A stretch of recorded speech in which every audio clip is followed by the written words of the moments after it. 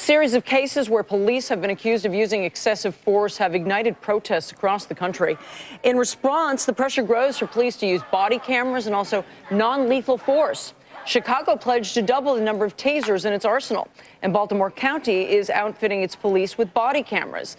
Will Taser be the beneficiary? They're the ones who got the deal with Baltimore County. The stock, though, is down about 50% since summer. Rick Smith is the co-founder and CEO of Taser International. Rick, good to have you here.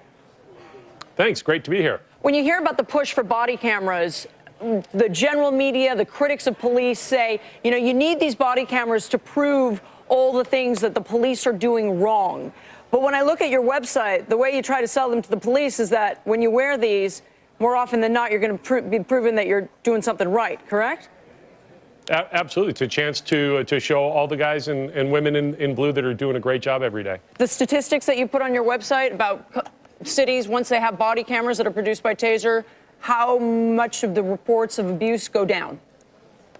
Well, we see typically anywhere from 60 to 90% reduction in complaints against police. It's pretty dramatic. So it would seem like such a logical thing to do, and yet your stock is coming down quite a lot. The estimates are coming down for your company. Why is that?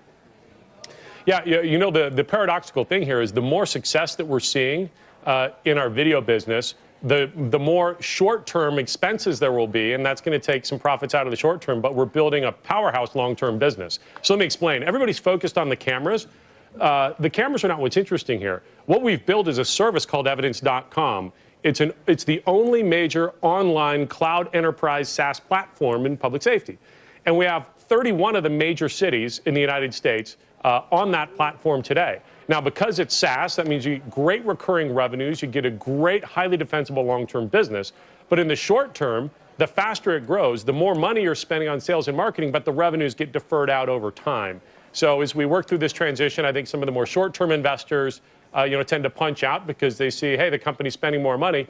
That's true. It's because our sales bookings are growing at over 100%. What does this do? This is a cloud-based video system. So if I'm an officer, I've brought the camera back into the office. What does it do for me? Absolutely. Think of it like iTunes for police.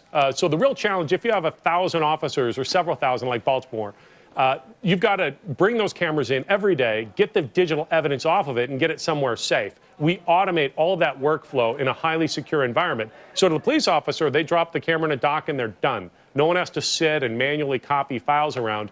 Without our system, you have people burning disks every single day, and then imagine trying to find all this video across an inventory of millions of DVDs. We automate that whole process. How long That's really before the magic it pays here. off, though? Because right now it's a drag on earnings. Yep, it'll take a few years. Frankly, the interesting thing is as long as the sales curve is really steep, you're going to see a short-term hit to profitability because you're paying for that growth. But of course, that also means the more profitable this business is in the long term. So we could see profitability, in a big way in the 2018, 2019. But of course, we're hoping that sales curve continues to grow in the 100% plus range for a couple more, for as long as we can sustain it. Hey, Rick, it's Brian Sullivan. Listen, I don't know if you remember this. I think the first time that you and I interviewed together was like 1998. And like some hedge fund managers like David Rocker were short your stock and you were defending the name. You're still heavily short. Like people just, how frustrating is it to be you running this company where you're just constantly fighting the short sellers? Like this has been going on for 15 years, man. Yeah, it lights a fire in my belly. Taser is, it's a bit of a polarizing brand. People have opinions. People love us. Some people, feel negatively about us. And I think that's because we're working on big things that change the world. And to be honest, the video business we're in now, I don't know if we would have done that if it weren't for all the controversy from the shorts and the public media about our Taser weapons 10 years ago. So I think that's a great example. What doesn't kill you makes you stronger. Why do you think people doubt your company constantly? I think it's because we're going after really controversial issues. We're trying to solve things like, making the bullet obsolete so you don't have to kill people. We're trying to solve things like police brutality. And when you do that, it tends to get, people are interested on both sides of the issue. We'll see how it goes. Thanks for coming on, Rick. Good luck with that.